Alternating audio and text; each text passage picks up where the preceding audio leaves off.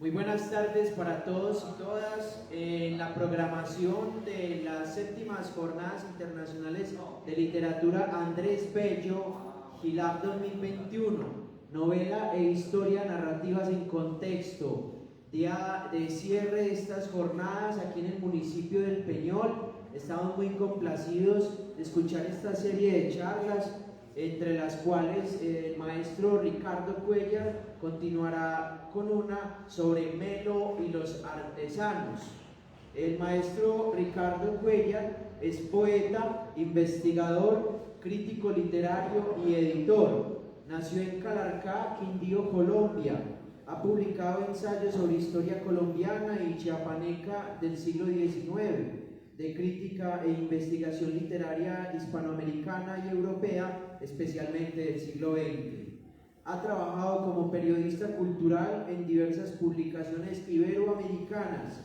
Varios de sus trabajos en prosa y verso han aparecido traducidos al inglés, francés, alemán e italiano.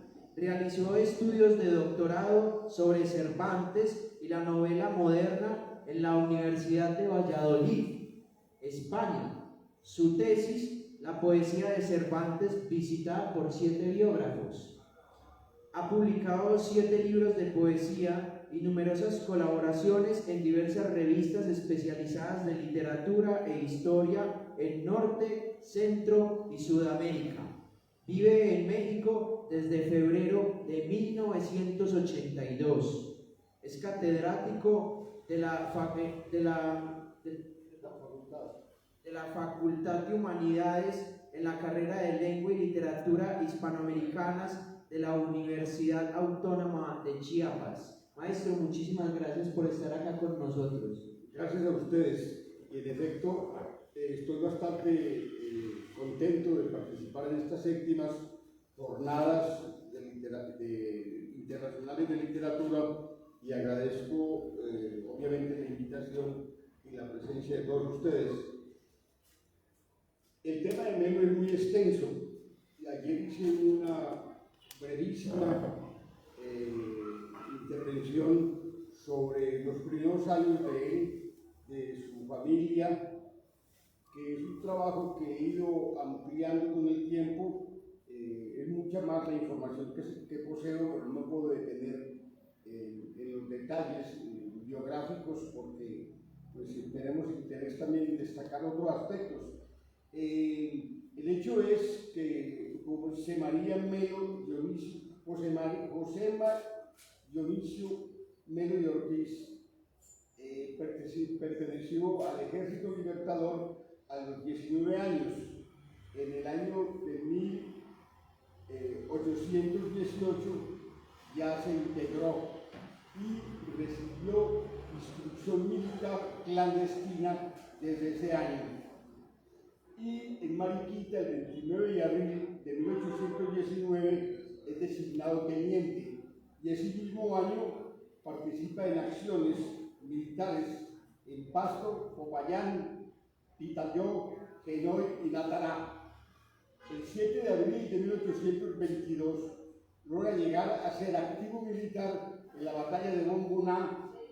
En esta sangrienta batalla, más que otras, sucede en el territorio ecuatoriano, en la falda occidental del volcán Galeras, en el hoy conocido departamento de Nariño, comandado por Simón Bolívar, quien ha propuesto un plan para lanzar una invasión sobre los territorios de la Nueva Granada. El 24 de mayo participa este joven militar en las operaciones de Pichincha. El enfrentamiento ocurre en las faldas del volcán Pichincha, en las cercanías de Quito, en más de 3.000 metros sobre el nivel del mar, al mando de José Antonio Sucre. Al año siguiente es ascendido el joven José María a capitán de caballería, en la que se especializa a lo largo de su carrera. Y como advertí ayer, después de muerto Bolívar, hay una serie de enfrentamientos político-militares y Melo tiene una activa participación en la sublevación que hay en Venezuela, y la salida política es un primer exilio, y se va para Europa, Alemania, y allá en Alemania, en Sajonia, en una reciente escuela militar que se ha fundado para la formación de estos sajones, tiene formación de caballería, que fue una de sus grandes especialidades. Y dicen todos los historiadores que he leído sobre Melo que conoció los utopistas franceses, a Proudhon, a Saint-Simon, a Fourier, pero no hay ninguna referencia bibliográfica, simplemente se dice, se sabe, pero eso no es absolutamente convincente, eso simplemente es una presunción. Entonces, yo he estado investigando con algunos amigos y familiares que vienen a Alemania para conseguir información más precisa sobre ese aspecto, pero eso es lo que se dice. Y fue activo pues en la batalla de Ayacucho, en el Ejército Libertador y Operación Definitiva, donde se logró la liberación decisiva del Perú y de América del Sur. La batalla que se resolvió en Quinoa, en el departamento de Ayacucho, en 1825 se encuentra en Perú, acompañado del mariscal José de Sucre, en quien pensó Bolívar para que lo sucediera antes de ser asesinado en Berruecos. El 23 de enero del 26 participa en el ascenso del Callao, Perú. El 5 de junio de 1830 es ascendido coronel pocos meses antes del deceso del Libertador. Muerto Bolívar, Melo se refugia en Ibagué, la capital del estado del Tolima, y allí pone una tienda de licores. Y este dato es importante porque él era abstemio, entonces fácil tenía su tienda, no tenía ningún problema. Y se quedó allí un largo tiempo en silencio, hasta que a finales de los 40 los bolivarianos que vivían en la ciudad de Bogotá al calor de las luchas de los artesanos, conociendo la destacada actividad militar de Melo, lo llaman para que participe en la conducción del ejército, que mayoritariamente era bolivariano, y tenía enfrentamientos muy especiales con los santanderistas y con su gran apoyo político de Azuero. El hecho es que el que conocía y manejaba muy bien las fuerzas militares era Melo, lo llamaron y lo nombraron jefe del ejército en Cundinamarca. Y tomó el mando y venían sucediéndose una serie de enfrentamientos entre los artesanos, que están divididos en dos sectores. Ahorita hablo de eso. Así pues que para el año de 1833 el general Melo formó parte de una conspiración en Venezuela dirigida contra el general José Antonio Páez, que había sido no solamente un aguerrido llanero, sino también desertor de los bolivarianos. Y ese fue un paso decisivo en la fractura en marcha de las alianzas continentales. El 8 de junio de 1835 participa el coronel Melo en la llamada Revolución de las Reformas, movimiento militar ocurrido en Venezuela entre 7 de junio de 1835 y 1 de marzo de 1836, en la cual piden, entre otras cosas, la reconstitución de la Gran Colombia, reformas políticas como la instauración del federalismo, fuero militar, reivindicar al ya odiado Simón Bolívar. Denunciaban la existencia de la oligarquía fortalecida por el comercio de importación y exportación, además de la protección de la Gran Colombia. En 1837 ingresa pertenece a la Academia Militar de Bremen, en Sajonia, Alemania, donde se especializa en caballería militar. Se dice que allí leyó varios de los avisos utópicos. Esa experiencia es importantísima porque es lo que da cuenta de una larga historia. Quiero decir no más unas breves consideraciones porque el asunto es polémico. Los que se declaran bolivarianos asumen los años desde finales de la década de los 20 hasta los años 50-54, cuando los artesanos se toman el poder por medio de una alianza sociopolítico-militar, que los llamados liberales, que no eran liberales sino conservadores, comandados por Santander, traicionaron, o más que traicionaron, impidieron que el ideal de la Unión Americana se diera, que era un planteamiento que tenía muy claro Bolívar, especialmente desde el 19. Sin embargo, los intereses que fueron naciendo y creciendo por los grupos económicos, políticos y militares en las 5 naciones fueron constantemente oponiéndose al proyecto de unidad bolivariana, y que Melo y los artesanos asumen como una recuperación de ese proyecto. Sin embargo, los contrarios dicen que no, que Bolívar tenía aspiraciones dictatoriales. Y eso es absolutamente falso, porque uno lee a Bolívar, los documentos últimos que él escribió, desde la Carta de Jamaica hasta los últimos manifiestos y declaraciones, él decía: yo no aspiro a ser dictador. Incluso cuando se da, muere, está enfermo y ya está en Barranquilla, en Santa Marta, bastante grave,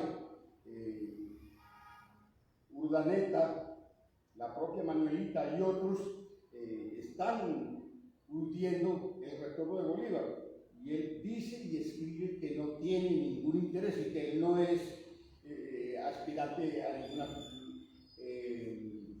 dictatorial, y que él no está de acuerdo con eso, que lo que él quería era un gobierno fuerte para poder controlar la naciente anarquía. Eso es muy distinto a decir que tenía aspiraciones dictatoriales.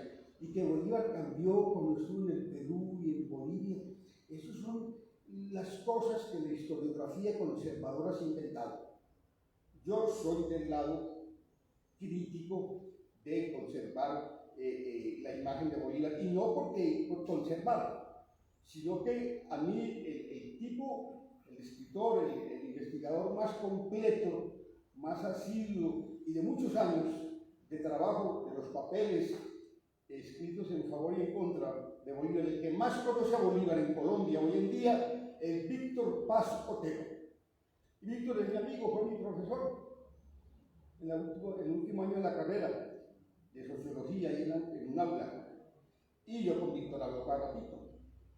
Y no lo lee, y no es historiografía lo que él escribe, sino que el libro Simón Bolívar, Delirio y Epopeya, es un libro de 670 páginas, publicado en Bogotá, Villegas Editores. Es un trabajo filosófico, político, histórico, ideológico y literario, porque hay referencias a la literatura latinoamericana y europea.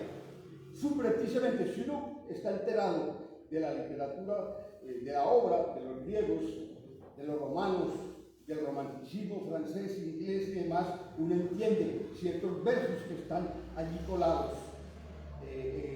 Reflexiones filosóficas de la Ilustración, como del propio pensamiento de Bolívar, y la primera novela llamada histórica que se ha escrito en primera persona era de Víctor. Nadie más ha escrito así. Es el primero y contundente. y con premio reconocimientos en Estados Unidos por ser una novela como tal. Y así, el otro gran conocedor de Bolívar era un santanderiano, que también fue mi amigo, Gustavo Vargas Martínez. Y Gustavo vivió en México la mayor parte del tiempo y la Universidad Nacional Autónoma de México le publicó un libro llamado Bolívar y el Poder, que él me lo regaló. Yo lo conocí en la Ciudad de México. Y ese trabajo, uno ve el conocimiento profundo de la obra de Bolívar y de los grandes tratadistas sobre Bolívar. Y muy agudo, muy profundo, y fue asesor de García Márquez para escribir El coronel El general en su laberinto, invitado por García Márquez para que fuera su asesor. Es un reconocimiento al trabajo de investigación que había realizado Gustavo. Esos dos son mis principales fuentes de escritores recientes, aparte de la propia obra de Bolívar. Y yo no puedo decir que Bolívar era un mentiroso, porque se estaba siempre amparando en la mentira o en el olvido de su propia vida como militar y político. Ahora, hay posiciones muy radicales de Bolívar. Bolívar decía que él era más militar que político, y sin embargo fue un sabio militar, un sabio político y un sabio jurista. Y esas envidias del santanderismo es lo que no le perdonan, porque Santander era el hombre de las leyes. Él mismo irónicamente lo llamó el hombre de las leyes. Y Bolívar estudió Derecho por su cuenta, pero era autodidacta, no era universitario. Y Santander era del grupito ese de la Universidad Tal, allá en Bogotá, que fue el grupo de abogados que se unieron y desde el punto de vista de lo que él llamaba leguleyos, lo maltrataron, lo calumniaron, lo mintieron, hicieron todo lo que ustedes quieran. La hijueputez colombiana nace en ese momento histórico, en el odio, en la persecución, en la calumnia, en la mentira y en la traición a Bolívar. Esa es mi postura y es la de los dos maestros como Gustavo y Víctor. Bien, de suerte pues que Melo está trabajando en su tienda de licores, lo llaman, y encabeza este movimiento. En el 2 de junio de 1851 es rehabilitado y ascendido a general, dado que se había retirado a la ciudad de Ibagué, capital del estado del Tolima, donde tuvo una tienda de venta de licores y ofreció clases en el colegio de la localidad. Frente a la crisis política que vive el país por esos años, el 19 de junio de 1852 es nombrado comandante general del departamento de Cundinamarca y jefe de la segunda división del ejército. En 1852 funda el semanario El Orden, bajo la dirección del magnífico periodista Joaquín Pablo Posada. El 17 de abril de 1854 se produce la revolución, no golpe militar, revolución, artesano político militar, y llega a su culmen encabezada por el general Melo para dirigir con otro rumbo el país. El mal llamado golpe democrático artesanal de 1854 escribió Gustavo Vargas Martínez, el primer historiador profundo y sistemático, que el general Melo fue el hombre preciso en la ocasión oportuna, adecuada, y su gesto obvio de campesino, mucho más que el verbo escaso, haya impulsado la epopeya de continuar al presidente legítimo, de culminar al presidente legítimo, que era el que gobernaba, Obando, y romper el pacto constitucional de la República de leguleyos y doctores para implantar una inédita república de artesanos intelectuales, la primera de su clase en América Latina. Eso no lo aceptaban ni lo toleraban esos leguleyos, que eran representantes de los comerciantes importadores y exportadores, ¿no?, y de la clase política en formación que estaba detrás del poder del Estado. Y por eso el odio y los ataques a Bolívar. Y por eso el enfrentamiento con Melo, porque Melo reivindica el pensamiento de Bolívar y en voz y en acto del movimiento artesanal democrático. Las diferencias sociales eran evidentes. Se habían sucedido las guerras de los Supremos, 1839-1842. En sus primeros capítulos históricos se puede hablar de una guerra por la definición del territorio y del poder institucional público, las guerras en las provincias y la guerra del 7 de marzo de 1851. El proceso que conduce a la revolución artesano político-militar será tratado en otro momento, en otro de este trabajo de investigación. Hagamos algunos planteamientos en torno a las ideologías en pugna, que estuvieron divididos en gólgotas y draconianos. El virreinato de la Nueva Granada, conformado por Colombia, Venezuela, Ecuador y Perú, Ecuador y Panamá, fue creado en 1717, luego se refundó y desapareció definitivamente en 1822 con las independencias. Durante la Ilustración, en la Nueva Granada, los virreyes, por iniciativa de los Borbones, impulsaron reformas decisivas con el fin de modernizar el aparato administrativo y ciertas necesarias, se dijo, reformas económicas. Se creó la Casa de la Moneda de Bogotá, se fundó la primera biblioteca pública y se implantó el libre comercio, que ese es el talón de Aquiles. El virrey Antonio Caballero Góngora impulsó la expedición botánica bajo la dirección de José Celestino Mutis, con el fin de desarrollar investigaciones, observaciones astronómicas, físicas y geográficas. El maestro Mutis conectó con destacados colaboradores, bueno, etcétera. No me voy a poner a hablar de todo eso porque es muy largo. El hecho es que se desarrolla todo un proceso encabezado por el don José Celestino, que era un hombre con una formación enciclopédica, teórica y práctica, y que tuvo apoyo de varios liberales de la época.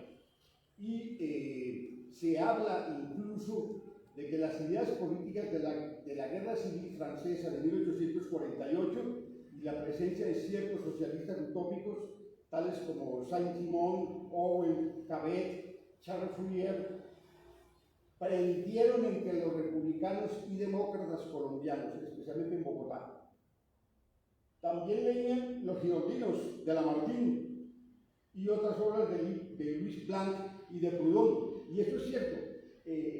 A veces tengo tiempo de citar unos poemas que se escribían en esa época de la crisis política, muy interesantes, inéditos hasta ahorita, publicados en los periódicos de la época, por supuesto. Y ahí voy a hacer unas consideraciones. Pero vale la pena porque en esos periódicos se publicaron, los periódicos obviamente de los artesanos y de los liberales, se publicaron poemas de Lord Byron, que era un exquisito revolucionario de la época, y de Lamartine, que Los Girondinos es una obra clave de la época.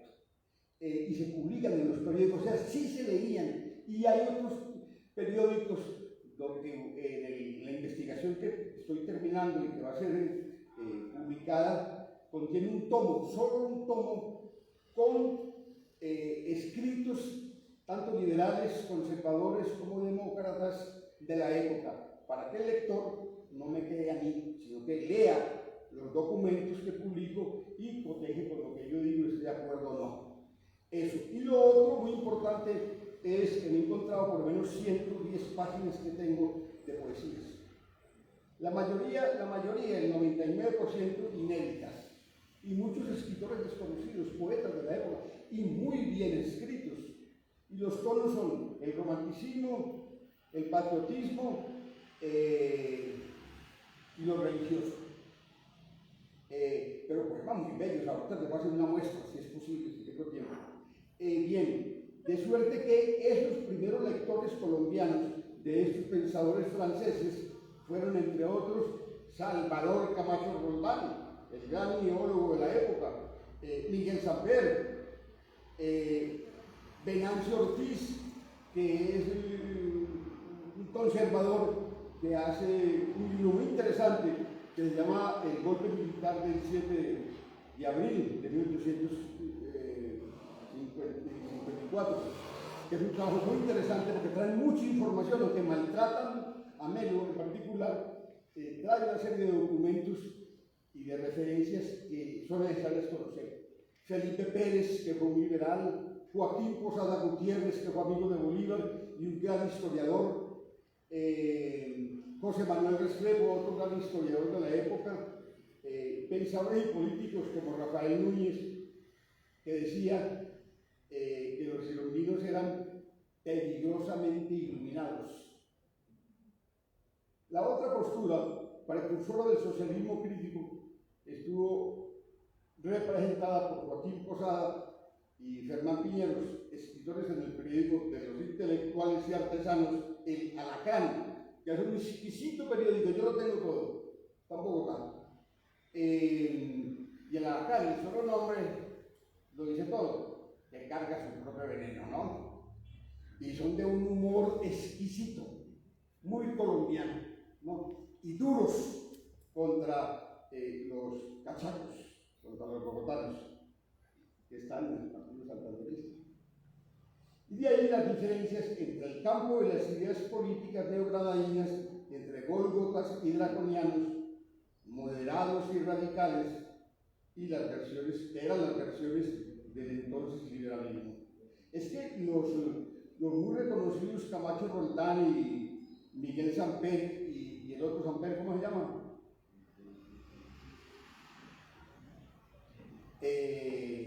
Las memorias de ellos cuentan, porque ellos mismos lo reconocen, que fueron activos ideólogos en las sociedades democráticas.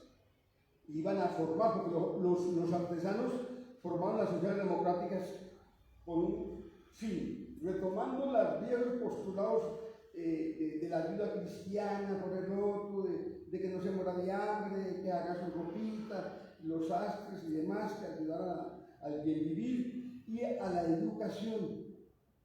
Entonces los intelectuales jóvenes y liberales universitarios llegaban a dar conferencias a las sociedades democráticas y obviamente hablaban del socialismo utópico de la época.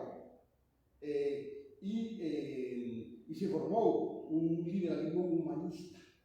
Ellos mismos lo cuentan. Si uno lee a José María Samper y a Miguel Samper, se da cuenta del pensamiento liberal avanzado que ellos tenían, aunque ya después, derrotado Melo, ellos se pasan al bando moderado liberal, abandonan sus ideales iniciales y ya se hacen de la parte oficial de lo que iba ya en un proceso de formación del santanderismo, que dura hasta la llegada de la reforma de Núñez, ¿no?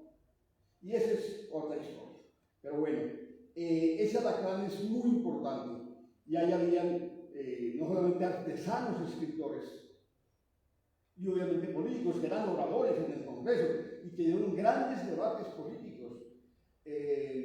Yo traigo en el tomo 2 de mi trabajo los discursos y comentarios de los discursos y el debate que había en los periódicos en torno a la defensa de los intereses de los artesanos y en el afán desmesurado de los representantes de los comerciantes por no poner los impuestos a la importación, por una parte. Y por la otra, otro debate muy fuerte que se dio durante años fue que los liberales, los santanderistas, mejor dicho, sabían del peligro que existía con la presencia militar de los bolivarianos. Entonces, lo primero que pretendieron fue acabar con el ejército bolivariano, que era muy oneroso, que gastaba mucho dinero, había que reducir el presupuesto y por lo tanto el número de soldados. Debate largo que se sostuvo en el Congreso y que fue origen de muchas polémicas y peleas físicas y demás por los bolivarianos que quedaban dentro de los que comandaba el general Melo. Y eso generó disputas muy fuertes. Bueno.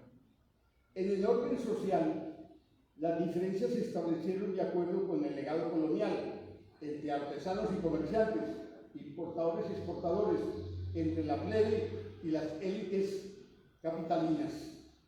En el campo de la lucha política, las opiniones se definieron en 3 puntos de vista bien diferenciados. Por un lado, los liberales de la ascendencia jacobina, impulsores del libre cambio, libre pensadores, quienes fueron reconocidos como draconianos, recordando a Dracón, legislador ateniense del siglo VII antes de Cristo,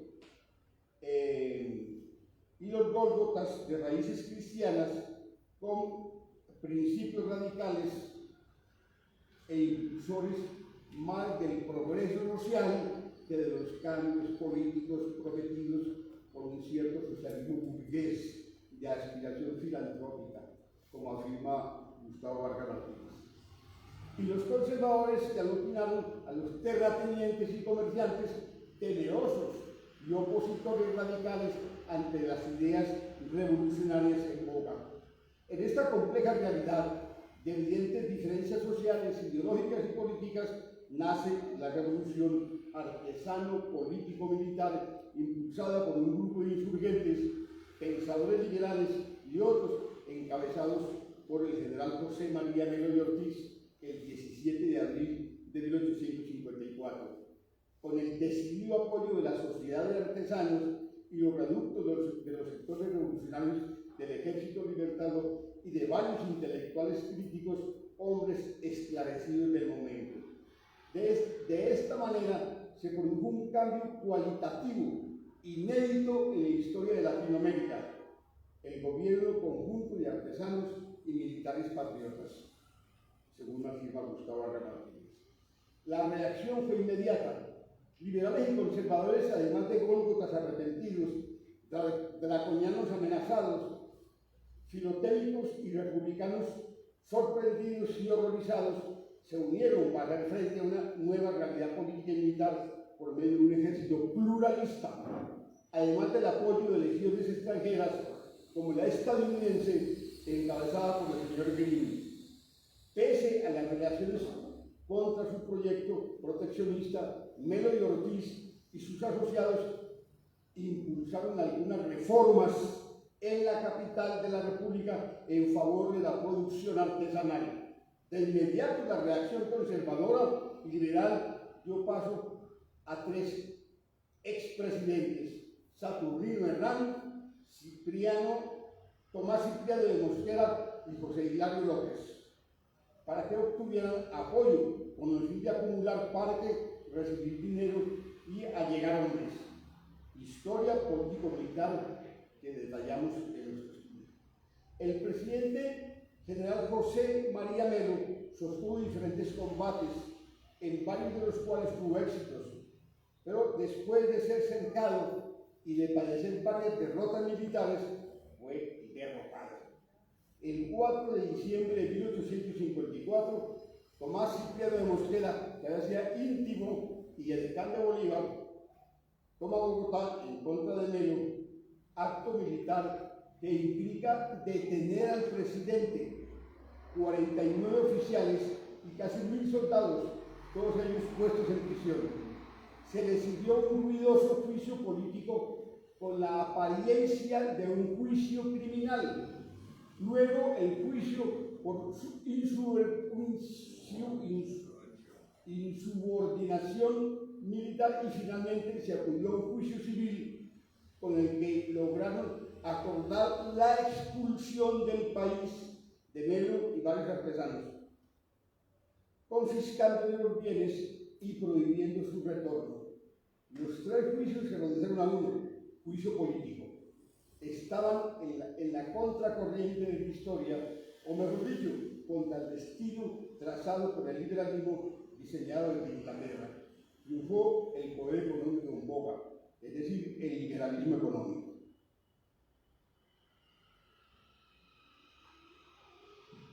José María Melo tuvo en su contra la animadversión de la clase odio racial, decía Venancio Ortiz, como llamaba a los artesanos ignorantes, descalzos, traidores, bandidos, índole feroz de amotinados, horda de vándalos, multitud seducida, etc.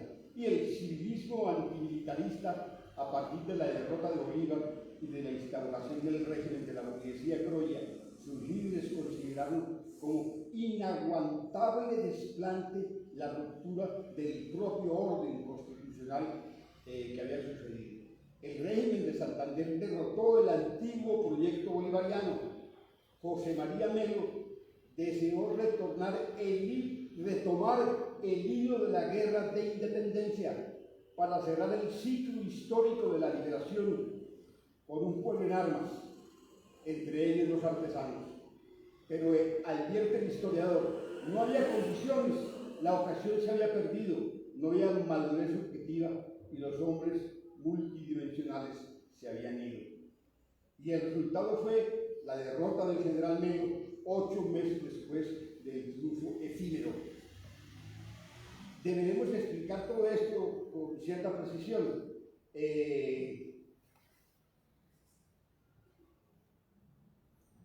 Pero eso lo dejamos para más adelante, porque no puedo entrar en unos detalles tan minuciosos en una charla de corto tiempo, ¿no? El hecho es que lo cercaron ejércitos que se formaron alrededor desde el norte y el sur, comandados por viejos militares bolivarianos, pero eran terratenientes, porque una de las gabelas que lograron los viejos militares caucanos especialmente, como Mosquera y Obando, entre otros, fue que una de las ventajas que tuvieron los altos mandos militares fueron propiedades territoriales concedidas al ejército y que ellos los apropiaron. No se trataban a los medianos o menores soldados, sino para ellos. Y se convirtieron en grandes propietarios de tierras. Entonces, sus riquezas están afectadas por el proceso revolucionario melista. Entonces, ellos los llaman los políticos santanderistas y encabezan los ejércitos contra el movimiento artesanal y melista. Eso es lo que ocurre en concreto. Y eso hay todos los documentos, los decretos y la formación de esos ejércitos. Y rodean a Melo, lo encierran, dicen que cometió errores militares, pero eran más poderosos y tenían apoyos de los Estados Unidos y otros países. Y Melo había logrado también otros apoyos y había hecho algunas expropiaciones y demás. El hecho es que los cercan, los detienen, le hacen el juicio como se indicó y los expulsan a él y a 200 artesanos. Salen de Bogotá, llegan a Panamá, en Panamá se quedan los artesanos, pasando por lugares inhóspitos, mueren muchos, otros quedan trabajando ahí y Melo alcanza a llegar a Costa Rica, El Salvador, y en El Salvador el presidente de la República lo nombra asesor del ejército y le moderniza el ejército, se lo pone al pelo y hacen un gran desfile militar. Yo tengo documentos donde narran el presidente, gente del presidente, ese acto, ese desfile que los desfestó, que era un desfile conmemorando una fiesta patria. Y el presidente brinda con Melo en la fiesta, en la noche, la fiesta cívica, y Melo brinda con él y pone la copa a un lado, el abstemio. Y el presidente se molesta, porque su jefe del ejército no brinda con él. Entonces se molesta así con desdén. Entonces Melo no acepta la mala cara del otro, lo denuncia y dice: me voy, ¿cuál es el problema? Entonces aquí no vine a quedarme.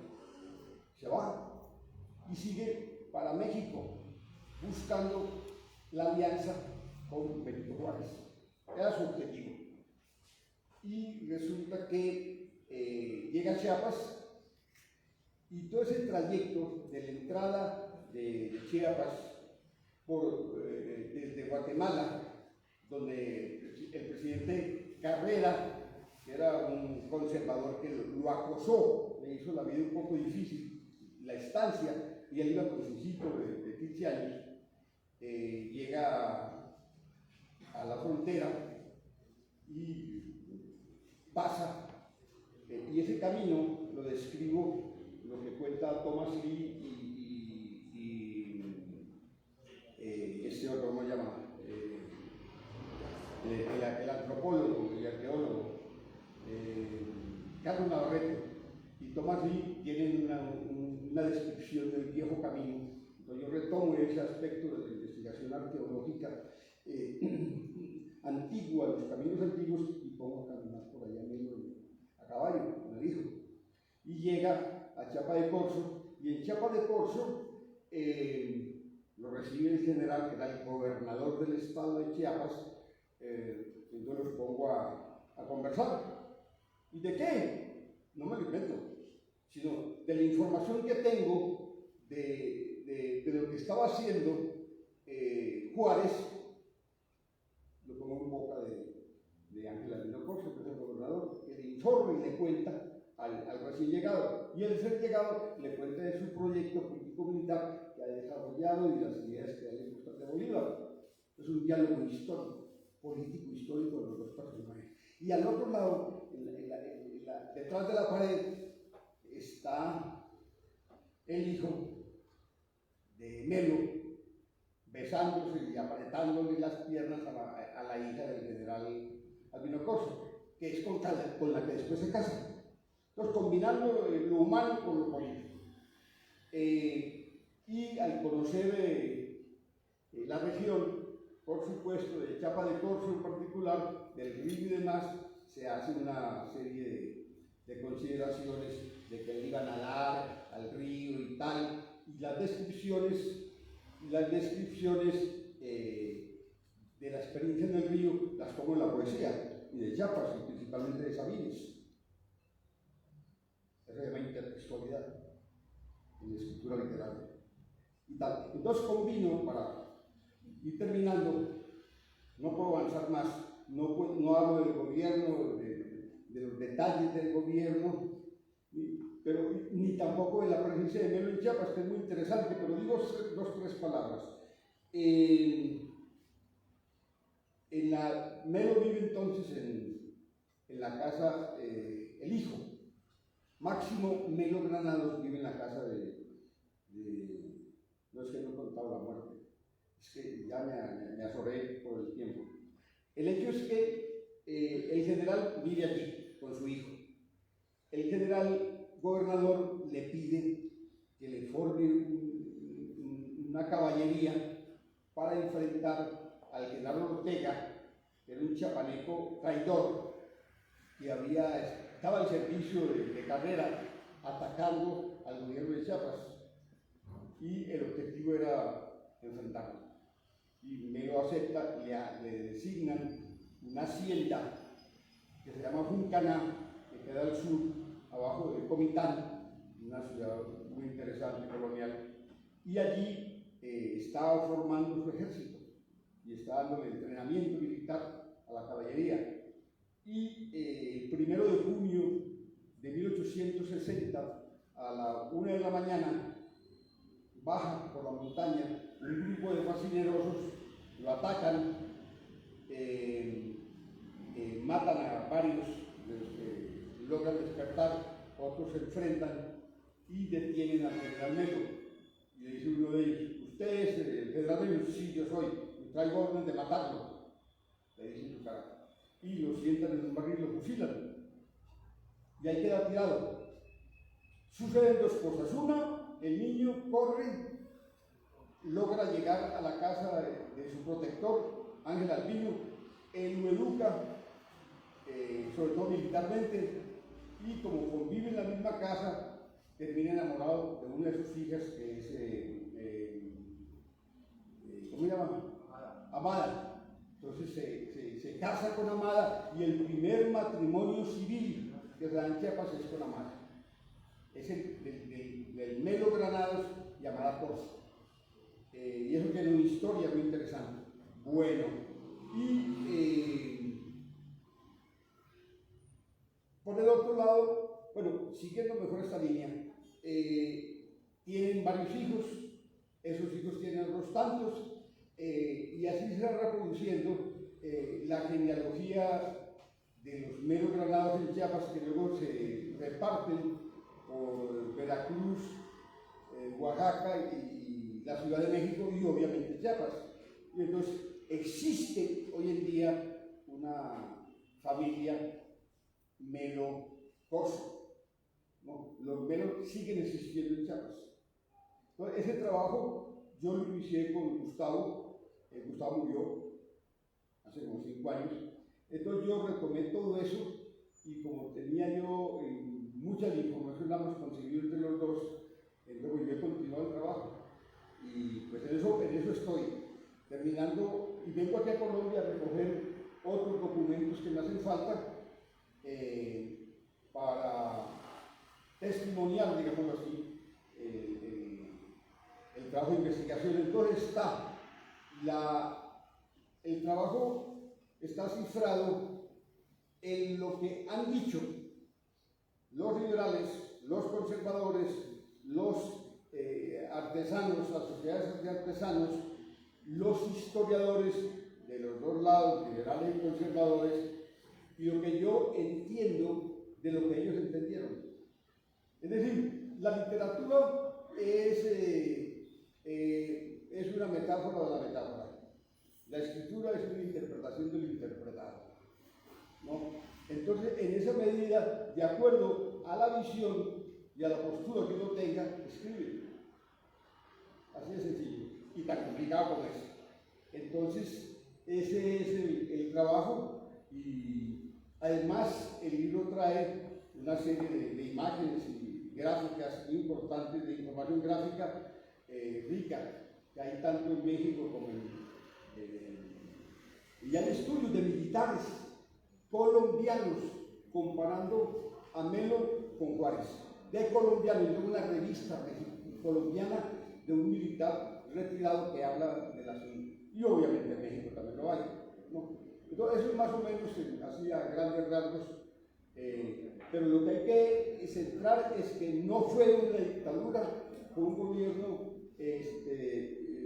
nacido de una subversión, ¿no?, en favor de un amplio sector de la sociedad, y que fue fruto del trabajo de los santanderistas, que eran representantes de los comerciantes y de los terratenientes que se tomaron el poder después de la muerte, que mataron a Bolívar, mejor dicho. Eso es todo. Muchas gracias.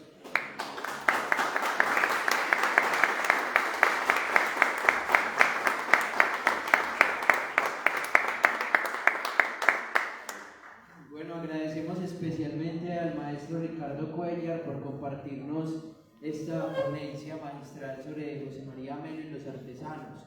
Los invito a escuchar a continuación la charla. Existe lo que corrientemente se dice novela histórica, a cargo del maestro Javier Espinosa Mandujano. Bueno, voy a hacer una pequeña cuña acá para invitarlos a todos los presentes a observar los libros que hemos colocado en este estante, que son los libros que están publicando Ediciones Letra Dorada, Ediciones Cosa Nostra y la revista Cosmogonía, de la que hago parte aquí con mi compañero Francisco. Además también Betsabe Espinal, una biografía hecha por el profesor de Bello Carlos Uribe Restrepo. Bueno, muchísimas gracias, profe. Vamos a seguir con la siguiente charla. Por cosas de programación, pues estamos un poquito cortos de tiempo. Entonces, para la siguiente charla vamos a disponer de 50 minutos. Les agradezco muchísimo la disposición que han tenido hoy. Recuerden que esta es la 7ª versión de las Jornadas Internacionales de Literatura Andrés Bello. Quiero agradecer especialmente a todos los organizadores de este evento, agradecer a la alcaldía del municipio del Peñol por apoyarnos, a la alcaldía del municipio de Bello, a Ediciones Cosa Nostra, Ediciones Letra Dorada, a la revista Cosmogonía y a todo el equipo de trabajo, al colectivo Grado Cero, a la nave de los necios, que son de acá del municipio del Peñol, muchísimas gracias por sumarse a esta iniciativa, a la Casa Cultural Botones, a la colectiva La Enjambre, a la corporación Prodimapa, al taller de literatura El Sueño del Pino, a la revista de Santiago de Cuba, La Noria, así como al centro editorial La Castalia de Venezuela. Muchísimas gracias y también agradezco especialmente al maestro Javier Espinosa.